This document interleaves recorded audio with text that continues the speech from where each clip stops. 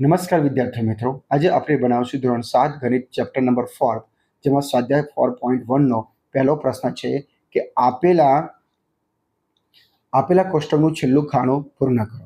હવે અહીંયા સમીકરણ તમને આપ્યું છે. અહીંયા સમીકરણ x + 3 = 0 અને અહીંયા x ની કિંમત તમારે શું મૂકવાની છે?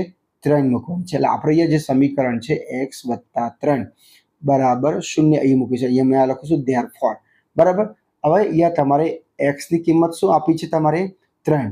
અહીંયા x ની કિંમત તમારે શું મૂકવાની છે? 3 મૂકવાની છે. x ની કિંમત શું મૂકવાની છે? 3. તો પહેલા આપણે ડાબી બાજુનું સમીકરણ લઈએ. ડાબી બાજુનું સમીકરણ શું છે? x + 3. તો હું અહીંયા x + 3 મૂકું છું. ઓકે, બરાબર. હવે x ની કિંમત આપણે શું મૂકવાની છે? 3. તો 3 + 3 કેટલા થશે?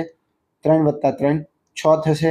ધેરફોર આપણે કહીએ કે therefore 6 is not equal to જમણી બાજુ, અને જમણી બાજુ શું છે? આપણે 0 છે. એટલે આ જે જમણી બાજુ છે 0 છે. આપણે અહીંયા ડાબી બાજુ 0 આવ્યું હોય તો આપણે કહી શકીએ કે ડાબી બાજુ બરાબર જમણી બાજુ. પણ અહીંયા શું છે? ડાબી બાજુ ઇઝ નોટ ઇક્વલ ટુ જમણી બાજુ. તો આપણે અહીંયા શું આવશે? ના. અહીંયા તમે ના લખી શકો છો. ઓકે, ચાલો હવે આગળ નંબરનો પ્રશ્ન. આમાં બીજા નંબરનો પ્રશ્ન જોઈશું કે બીજા નંબરનો પ્રશ્ન શું છે આમાં કે x + 3 = 0. સમીકરણ 1 એ જ છે. x + 3 બરાબર શું છે? 0. અને અહીંયા x ની કિંમત શું લેવાની છે? આપણે 0. x બરાબર 0 લેવાની છે. હવે હું અહીંયા ડાબી બાજુનું સમીકરણ લઉં છું. ડાબી બાજુનું સમીકરણ શું છે? x + 3.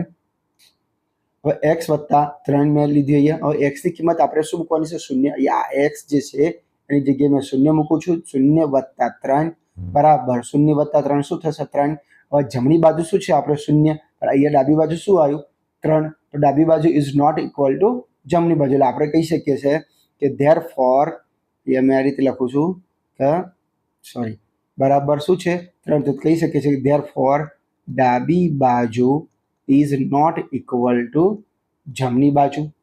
બરાબર. અહીંયા આપણે એ રીતે પણ કરી શકીએ કે therefore 3 is not equal to 0. 3 જે છે 0 બરાબર નથી. ઓકે, તો અહીંયા પણ શું આવશે? તમારે ના જ આવશે. ઓકે, ચલો હવે આગળનો પ્રશ્ન જોઈશું. તો આગળનો પ્રશ્ન જોતા પહેલા મારી ચેનલને લાઈક અને સબસ્ક્રાઇબ જરૂર કરી દેજો અને બેલ આઇકન બટન જરૂર દબાવજો, જેના લીધે મારા ડેલીના વિડીયો તમને અપડેટ મળતા રહેશે. હવે ત્રીજા નંબરનું સમીકરણ છે x + 3 = 0. શું છે? ત્રીજા નંબરનું સમીકરણ છે x + 3 = 0 અને કૌંસની અંદર આપણે એટલે અહીંયા x બરાબર શું લેવાનું છે? -3. x બરાબર -3 લેવાનું છે. હવે આ x ની જગ્યાએ મેં -3 લઉં છું. -3 + 3. ઓકે, -3 + 3 એટલે 3 માંથી 3. જો અહીંયા એક ટાઈમ માઇનસ છે અને એક ટાઈમ વત્તાકાર છે. આ બંનેનું શું કરીશું? બાદબાકી કરીશું. એટલે 3 માંથી 3 જાય તો શું થશે? 0. ધેરફોર આપણે કહી શકીએ છીએ 0 ઇઝ ઇક્વલ ટુ 0. એટલે ધેરફોર ડાબી બાજુ બરાબર જમણી બાજુ. ઓકે, તો આ સમીકરણ કયા નંબરનો હતો? આપણે ત્રીજા નંબરનો પ્રશ્ન હતો. તો આને શું લખી શક્યા? હા. તો આ સમીકરણનું સમાધાન થાય છે એમ લખી શકીએ છીએ. ચલો હવે ચોથા નંબરનો પ્રશ્ન જોઈશું આપણે.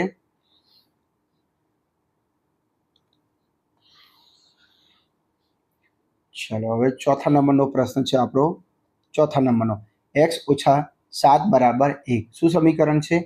x - 7 = 1 અને x ની કિંમત આપણે અહીંયા શું લેવાની છે? x બરાબર 7. x બરાબર શું લેશું આપણે?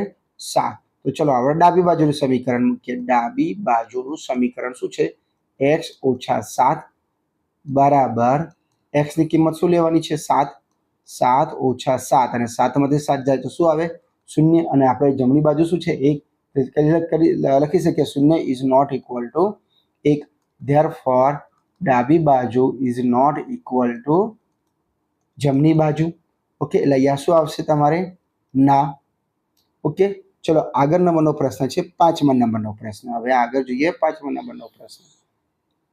ઓકે, તો 5મા નંબરનો પ્રશ્ન શું છે? x - 7 = 1. x - 7 = 1, જેમાં x ની કિંમત શું મૂકવાની છે? 8. એ x બરાબર શું લેવાનું છે? 8. હવે આપણે ડાબી બાજુનું સમીકરણ મૂકીશું. ડાબી બાજુનું સમીકરણ શું છે? x - 7. x - 7 બરાબર x ની કિંમત શું લેશું? 8. 8 - 7. 8 માંથી 7 જાય તો શું જવાબ આવશે? 1. અને ચિહ્ન શેનું આવશે? વત્તાનું. કેમ કે 8 - 7 એટલે +8 ઓછા 7 છે. 8 માંથી 7 જાય તો 1 અને આમાંથી કઈ સંખ્યા મોટી છે? 8. 8 આગળ કયું ચિહ્ન છે? વત્તા. અહીંયા વત્તાનું ચિહ્ન આવશે. ઓકે, ચલો હવે જોઈએ તો આ ડાબી બાજુ શું છે? એક જવાબ આવ્યો જ્યારે ડાબી બાજુ સમીકરણ ઉકેલ કર્યું અને જમણી બાજુ શું છે? એક. તો કહી શકીએ કે ધેરફોર ડાબી બાજુ ઇઝ ઇક્વલ ટુ જમણી બાજુ. ઓકે, તો આમાં શું આવશે? હા. ઓકે, ચલો હવે આગળ નંબરનો પ્રશ્ન છે 6થા નંબરનો પ્રશ્ન આમાં જ. ચલો હવે આગળ જોઈશું. ચલો 6થા નંબરનો પ્રશ્ન છે આપણા જોડે 5x બરાબર 6થા નંબરનો આવ્યો છે 5x બરાબર 25. શું છે? 5x બરાબર 25 અને x ની કિંમત શું લેવાની છે? 0. x ની કિંમત શું લેવાની છે? 0. અહીંયા x ની કિંમત શું છે? 0. હવે જો આપણે ડાબી બાજુનું સમીકરણ લઈએ. ડાબી બાજુનું સમીકરણ શું છે? 5x. 5x નો મતલબ શું થાય? 5 ગુણ્યા x. 5x નો મતલબ શું થાય? 5 ગુણ્યા x. 5 ગુણ્યા x ની કિંમત શું છે? 0. જ્યારે કોઈ પણ સંખ્યાને તમે 0 વડે ગુણાકાર કરો તો જવાબ શું આવશે? 0 જ આવશે. એટલે ડાબી બાજુ શું આવ્યું તમારું? ડાબી બાજુ શું જવાબ આવે છે? 0. એટલે આપણે અને જમણી બાજુ શું છે? 25. એટલે આપણે કહી શકીએ કે ડાબી બાજુ ઇઝ નોટ ઇક્વલ ટુ જમણી બાજુ. ઓકે, તો ચલો હવે આગળનો પ્રશ્ન છે 7મા નંબરનો પ્રશ્ન. ઓકે, ચેનલને લાઈક અને સબસ્ક્રાઇબ જરૂર કરી દેજો અને બેલ આઇકન બટન જરૂર દબાવજો. ચલો હવે 7મા નંબરનો પ્રશ્ન છે આપણે જોડે. 7મા નંબરનો 5x બરાબર 25 અને અહીંયા x ની કિંમત શું લેવાની છે? 25. એટલે આપણે અહીંયા સમીકરણ મૂકી દઈએ. 5x બરાબર 25 અને x ની કિંમત શું લેવાની છે? 5. તો આપણે અહીંયા લખી દઈએ ડાબી બાજુનું સમીકરણ શું છે? 5x અને 5x નો મતલબ શું થાય? 5 ગુણ્યા x. ઓકે, 5 ગુણ્યા x ની કિંમત શું છે? 5. તો આ x ની જગ્યાએ મેં અહીંયા 5 મૂકી દઉં છું. ઓકે, અને 5 ગુણ્યા 5 કેટલા થશે? 25. અને ડાબી બાજુએ 25 છે અને અહીંયા જમણી બાજુએ 25. એટલે આપણે કહી શકીએ કે ડાબી બાજુ બરાબર શું થાય? નોટ ઇઝ ઇક્વલ ટુ ડાબી બાજુ બરાબર જમણી બાજુ. ધેરફોર ડાબી બાજુ બરાબર જમણી બાજુ. એટલે અહીંયા શું આવશે? હા. ઓકે, ચલો 7મા નંબરનો પ્રશ્ન થઈ ગયો. હવે 8મા નંબરનો પ્રશ્ન જોઈશું.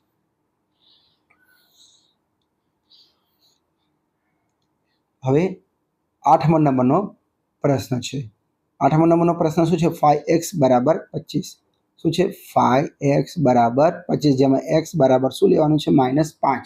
તો અહીંયા મેં લખું છું 5x બરાબર 25 જેમાં x બરાબર -5 લેવાનું છે. હવે ડાબી બાજુનું સમીકરણ મેં લખું છું 5x બરાબર, તો અહીંયા 5x નો મતલબ થાય 5 ગુણ્યા x. હવે 5 ગુણ્યા x ની કિંમત શું છે? -5 ગુણ્યા -5. હવે 1 ટાઈમ -5 અને 1 ટાઈમ પ્લસ. ઓછા ગુણ્યા 5. અહીંયા ઓછા કેટલી વખત આવે છે? 1 વખત. ઓછા કેટલી વખત આવ્યો? 1 વખત. અહીંયા ઓછા 1 વખત આવે છે અને 1 શું છે? એકી સંખ્યા છે. જ્યારે પણ ઓછાકાર આપણે કાઉન્ટ કરીએ કોઈ પણ સમીકરણમાં એ કેટલી વખત આવે છે એ પહેલા આપણે જોઈશું. તો ઓછા 1 વખત આવે છે. 1 શું છે? એકી સંખ્યા છે. જ્યારે પણ ઓછા તમે કાઉન્ટ કરો અને એ કાઉન્ટ કરેલો નંબર એકી સંખ્યા હોય તો તમારે અહીંયા ચિહ્ન શું મૂકવાનું? ઓછાનું ચિહ્ન મૂકવાનું. શું મૂકશો તમે? ઓછાનું ચિહ્ન મૂકશો. અને 5 ગુણ્યા 5 કેટલા થશે? 25. એટલે શું જવાબ આવશે? -25. પણ આપણે અહીંયા શું જોઈએ છે? +25 જોઈએ છે. એટલે આપણે કહી શકીએ કે ડાબી બાજુ ધેરફોર ડાબી બાજુ ઇઝ નોટ ઇક્વલ ટુ જમણી બાજુ. કેમ કે આપણે જવાબ શું જોઈએ છે? 25 અને અહીંયા જવાબ શું આવે છે? -25 અને અહીંયા +25 છે. ઓકે, આટલું સમજી ગયા? ચલો હવે આગળ નંબરનો પ્રશ્ન જોઈશું કે 9મા નંબરનો પ્રશ્ન છે.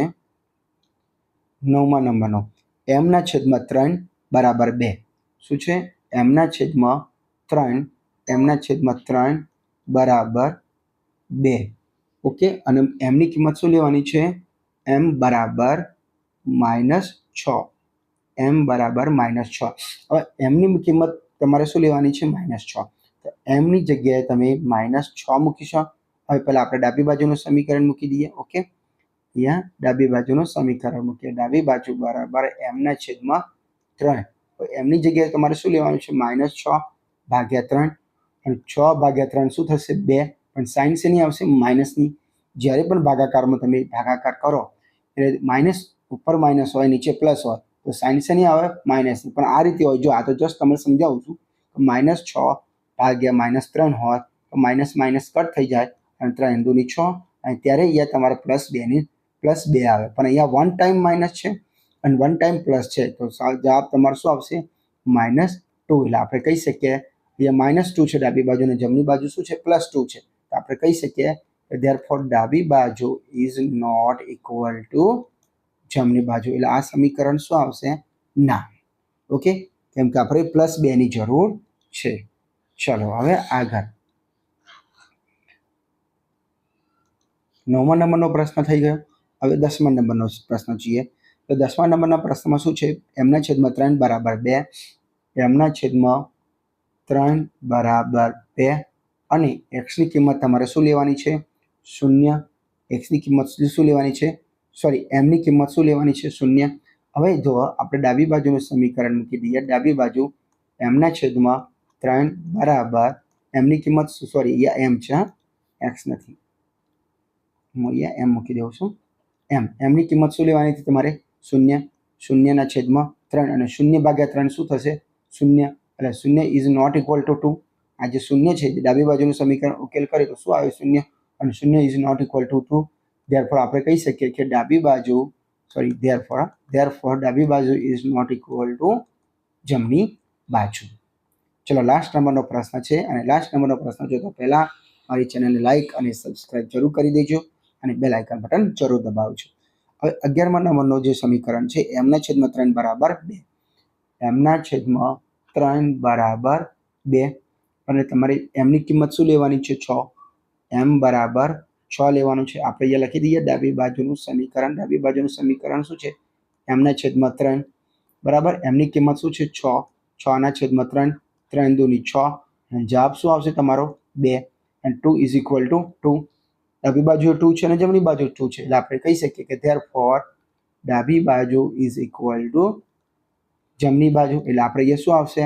હા. ઓકે, તો અહીંયા આપણે મેં તમને સ્વાધ્યાય 4.1નો પહેલો પ્રશ્ન સમજાવી ચૂક્યો છું. આના પછીના વિડીયોમાં આપણે સ્વાધ્યાય 4.1નો બીજા નંબરનો પ્રશ્ન સમજશું. તો ચેનલને લાઇક અને સબસ્ક્રાઇબ જરૂર કરી દેજો અને બેલ આઇકન બટન જરૂર દબાવજો, જેના લીધે મારા ડેલીના વિડીયો તમને અપડેટ મળતા રહેશે.